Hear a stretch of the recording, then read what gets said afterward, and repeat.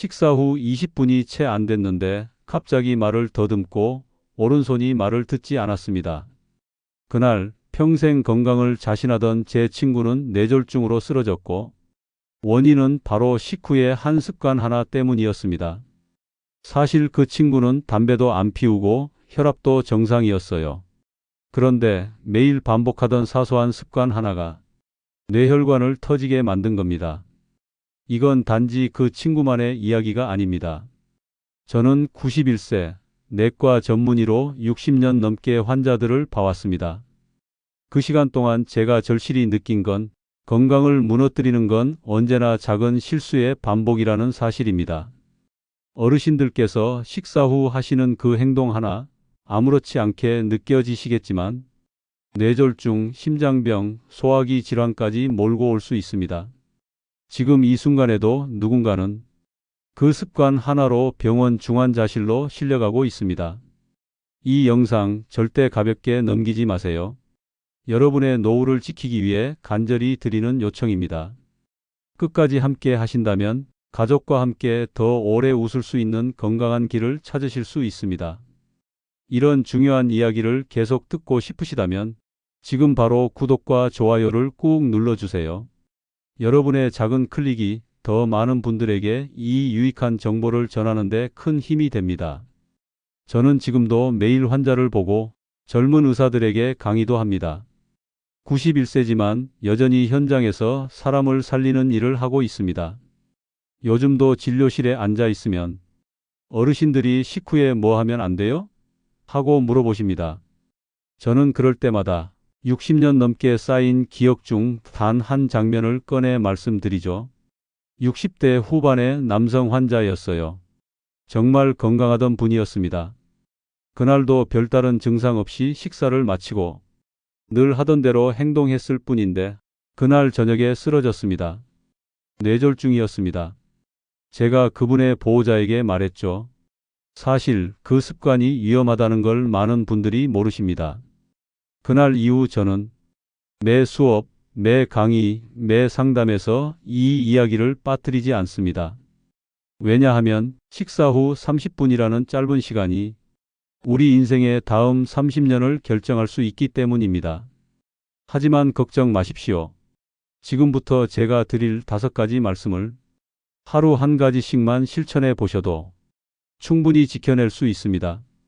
이건 병원에서만 들을 수 있는 이야기고 실제로 제가 사람을 살리며 체득한 경험입니다. 함께 하나씩 짚어보실까요? 그분은 처음 제 진료실에 들어설 때부터 아주 단정한 인상이셨습니다. 60대 중반, 넥타이를 곱게 맨 모습에 주름 하나 없는 셔츠. 안녕하세요, 정 박사님. 지인의 소개로 왔습니다. 목소리도 또렷하고 에너지도 좋았죠. 표면적으로는 전혀 문제가 없어 보였습니다. 그런데 진료 기록을 넘기다 말고 제가 눈을 멈춘 건 얼마 전 일과성 허혈 발작 트랜전트 이스케믹 어택, 즉 작은 뇌졸중 전조 증상으로 응급실에 다녀온 이력이었기 때문입니다. 그날은 정말 평범했어요. 점심 먹고 소파에 좀 누워서 TV를 보고 있었는데 갑자기 말이 꼬이고 오른손이 조금 저리더라고요. 한 5분쯤 지나니까 괜찮아졌지만 가족들이 무조건 병원 가자고 해서 그분은 그 상황을 굉장히 가볍게 이야기하셨지만 의사인 제 눈엔 작은 경고등이 켜진 사건이었습니다. 제가 조심스럽게 여쭤봤습니다. 혹시 식사 후에 바로 눕는 습관이 자주 있으셨나요? 그분은 피식 웃으며 말했습니다. 아, 네. 거의 매일이죠. 퇴직하고 집에 있다 보니 밥 먹고 그냥 편하게 눕는 게 제 루틴입니다. 이 대답을 듣는 순간 제 머릿속에 수십 명의 환자 얼굴이 스쳐 지나갔습니다. 모두 같은 습관을 갖고 있었고 모두 뇌나 심혈관계에 문제가 생겼던 분들이었습니다. 우리는 보통 식후에 누우면 소화가 잘 된다, 몸이 편하다고 느낍니다. 하지만 사실은 그 반대입니다. 식사를 하면 위장에 많은 혈류가 몰려야 합니다. 그런데 몸을 눕히는 순간 심장은 중력에 저항하지 않고 뇌로 가야 할 혈류까지 위장에 집중되며 일시적인 뇌혈류 저하 상태가 발생할 수 있습니다. 젊은 사람이라면 별 탈 없이 넘어갈 수 있지만 60세 이상이 되면 이야기가 달라집니다. 혈관의 탄력성과 반응성이 떨어지고 경미한 혈류 저하에도 뇌는 민감하게 반응합니다.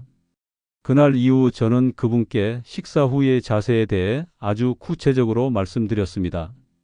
절대 식사 후 바로 눕지 마시고 적어도 30분은 앉아서 대화하거나 가능하면 집 안에서라도 천천히 움직이세요.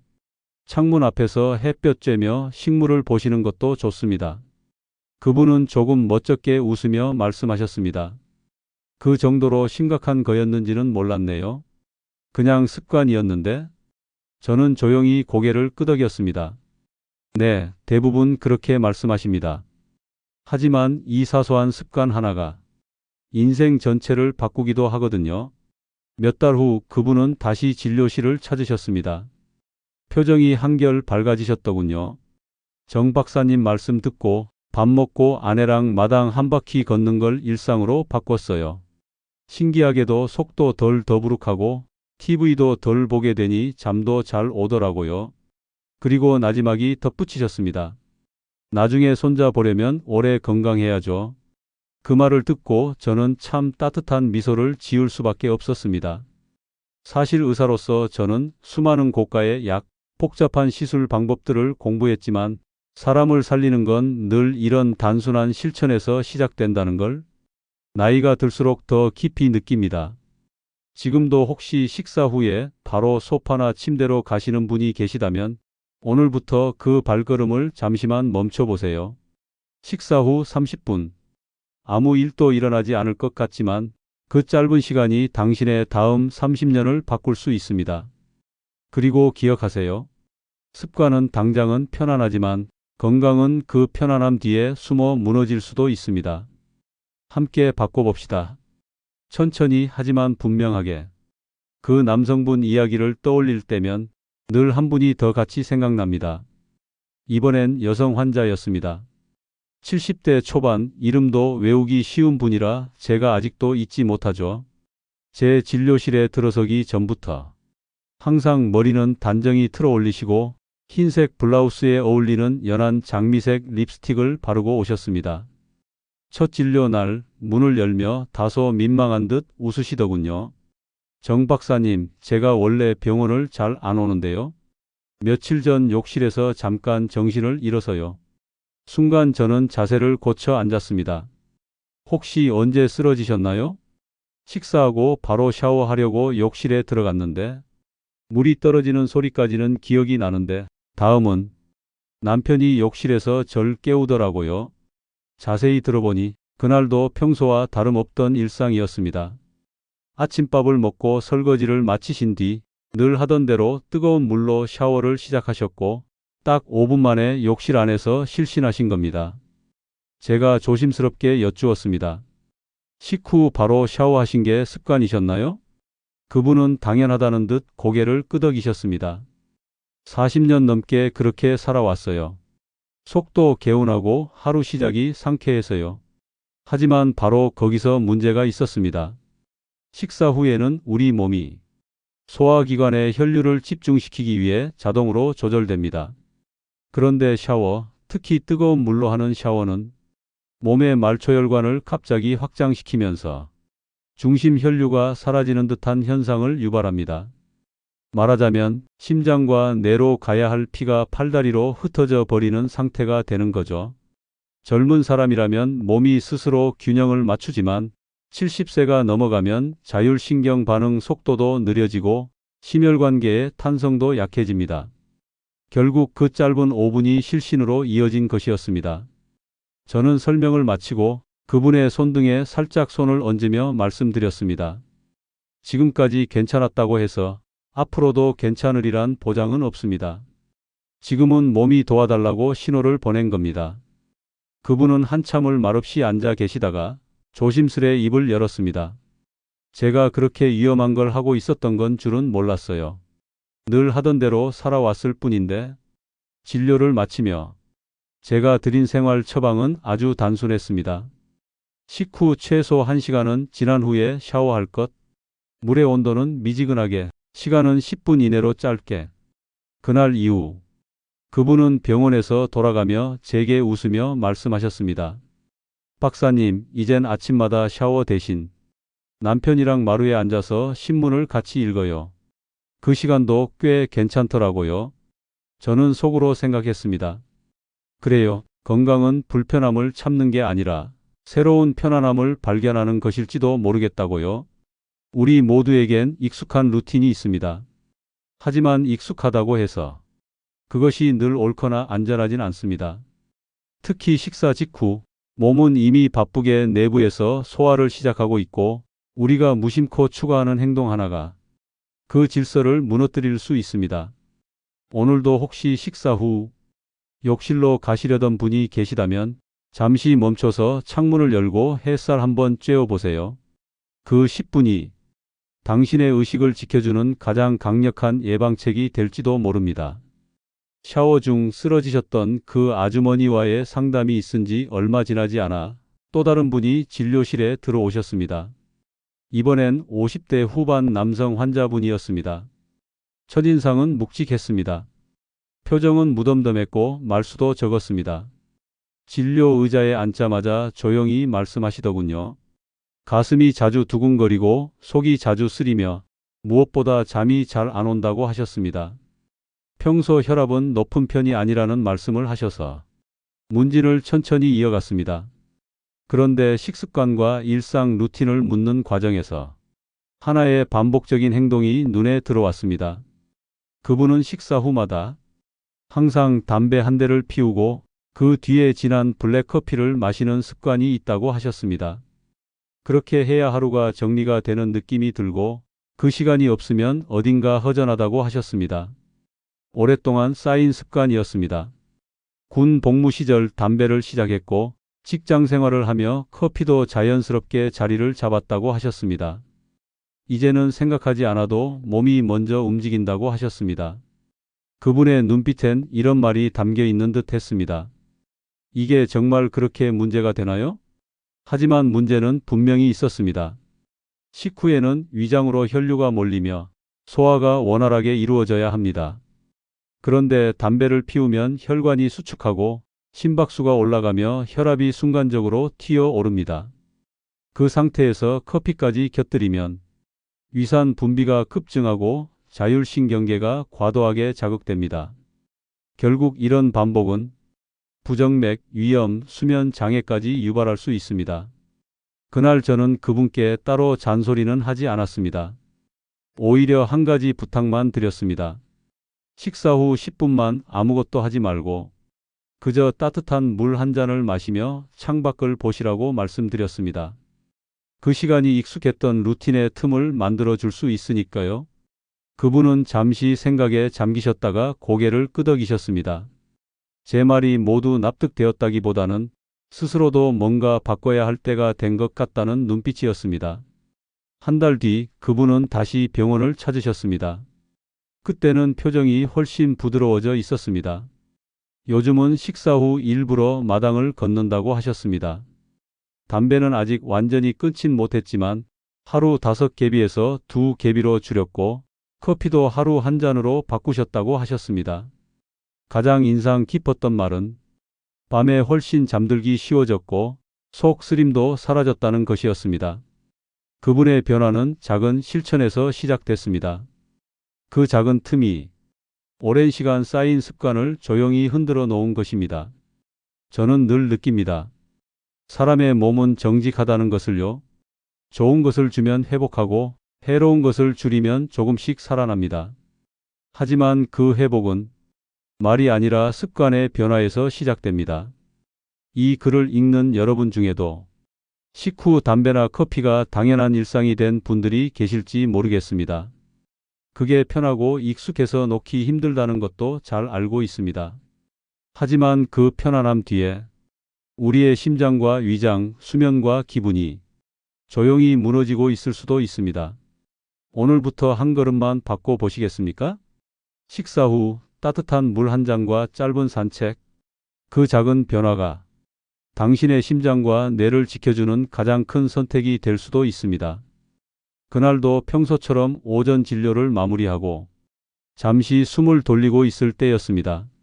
오랜만에 예약 없이 찾아오신 한 어르신이 조심스럽게 문을 여셨습니다. 80대 초반의 남성분이셨고 진료실을 자주 찾는 분은 아니었습니다. 오히려 병원에 오시길 망설이는 편에 가까운 분이었죠. 진료 의자에 앉자마자 그분은 이렇게 말씀하셨습니다. 요즘 밥만 먹고 나면 가슴이 답답하고 심장이 벌렁거리는 것 같다고 하셨습니다. 특히 식사 직후에 증상이 자주 나타난다며 혹시 심장에 큰 문제가 생긴 건 아닌지 걱정된다고 하셨습니다. 기초검사를 진행한 결과 심전도나 혈압 수치에는 큰 이상이 없었습니다. 그런데 자세히 대화를 나누다 보니 의외의 원인이 드러났습니다. 그분은 식사를 마치고 나면 꼭 스마트폰을 꺼내 뉴스 앱을 열고 30분 넘게 시사 뉴스와 댓글을 읽으신다고 했습니다. 그 시간이 하루 중 가장 긴장되는 시간이었다고 하셨습니다. 눈을 떼지 못할 만큼 빠져들지만 마음은 점점 불편해지고 속은 거북해지고 심장은 이유 없이 두근거린다고 하셨습니다. 그분은 말했습니다. 나는 그냥 조용히 세상 돌아가는 걸 보는 건데 왜 몸이 이러는지 모르겠다고. 하지만 저는 단번에 원인을 알 수 있었습니다. 식사 후에는 소화기관이 혈류와 에너지를 필요로 합니다. 그런데 자극적인 뉴스, 논쟁적인 댓글, 짧고 빠르게 전환되는 화면은 뇌를 과도하게 각성시키고 교감신경계를 자극합니다. 결과적으로 위장으로 가야 할 혈류는 줄어들고 심장 박동이 불규칙해지고 심지어 위산 분비도 늘어나 소화불량까지 유발됩니다. 게다가 어르신들에겐 자극적 정보 자체가 정서적으로도 큰 부담이 됩니다. 불안과 분노, 긴장감은 몸 전체의 균형을 무너뜨릴 수 있습니다. 저는 그분께 말씀드렸습니다. 이건 단순히 스마트폰 때문이 아니라 식사 후 뇌와 장기들이 서로 충돌하는 환경에 놓여 있기 때문이라고. 그리고 새로운 습관을 제안드렸습니다. 식사 후 15분만은 스마트폰을 멀리 두시고 그 시간엔 창밖을 바라보며 앉아 계시라고. 잠시 라디오를 켜거나 창문을 열고 바람을 느껴보셔도 좋다고 말씀드렸습니다. 그분은 처음엔 고개를 갸웃하셨지만 한 달 후 다시 진료실에 오셨을 땐 표정부터 확연히 달라져 있었습니다.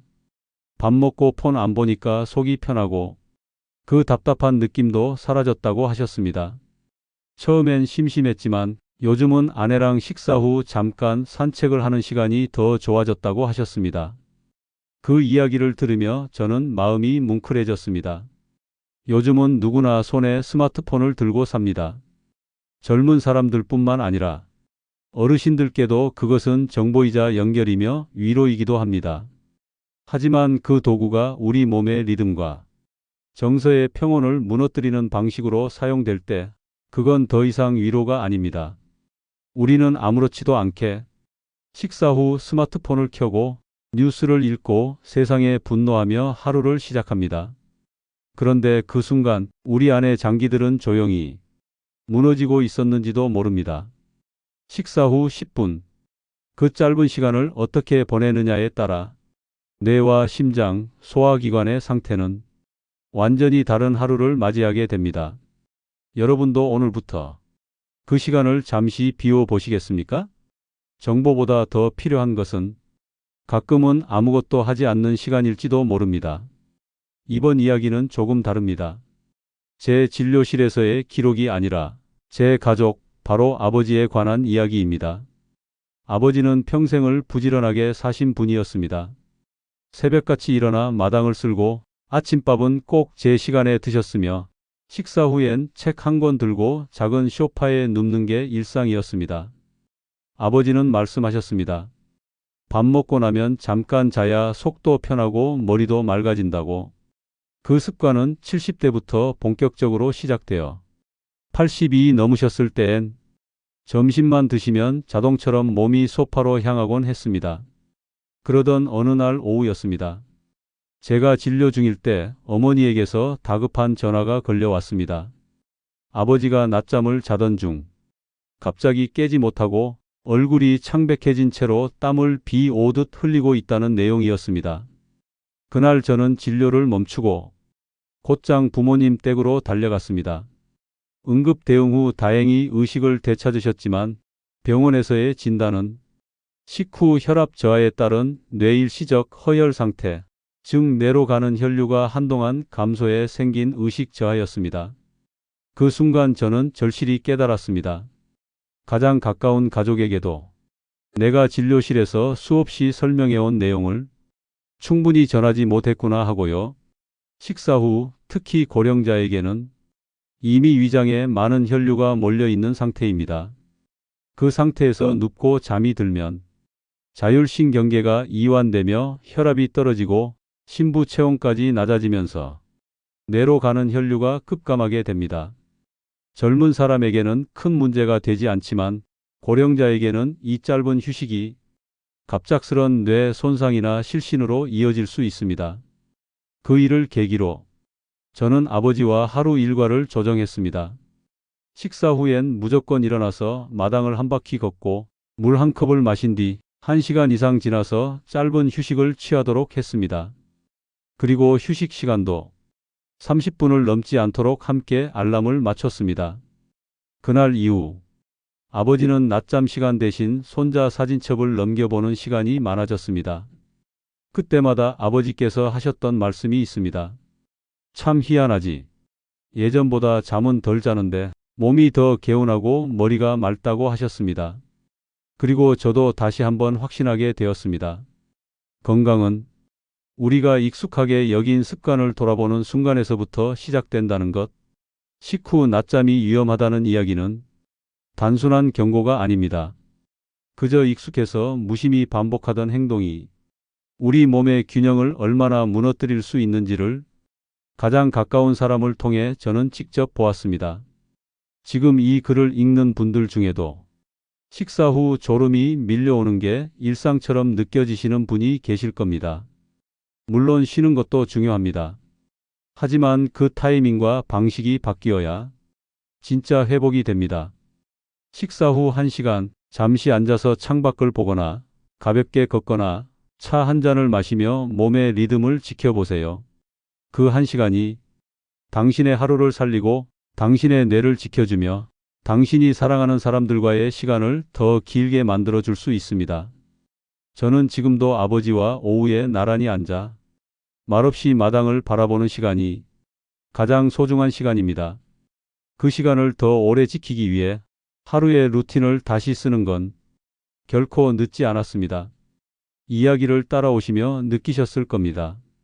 우리가 매일 반복하는 너무나 평범하고 익숙한 식사 후의 행동들, 그저 밥 먹고 눕는 것, 샤워 한 번 하는 것, 커피 한 잔, 뉴스 한 줄, 잠깐 눈 붙이는 것, 이런 작은 습관들이 조용히 우리 몸속을 흔들고 심장과 뇌를 지치게 만들며 어느 날 갑자기 우리를 무너뜨릴 수도 있다는 것. 그렇다고 두려워하실 필요는 없습니다. 우리는 이미 알고 있습니다. 무엇을 조심해야 하는지, 어떻게 바꿔야 하는지. 이제 남은 건 실천입니다. 저는 60년 넘게 의사로 살아오며 수많은 환자들의 삶을 지켜봤습니다. 그 중에서도 정말 건강하게 노후를 살아가시는 분들은 결국 작은 습관을 바꾼 분들이었습니다.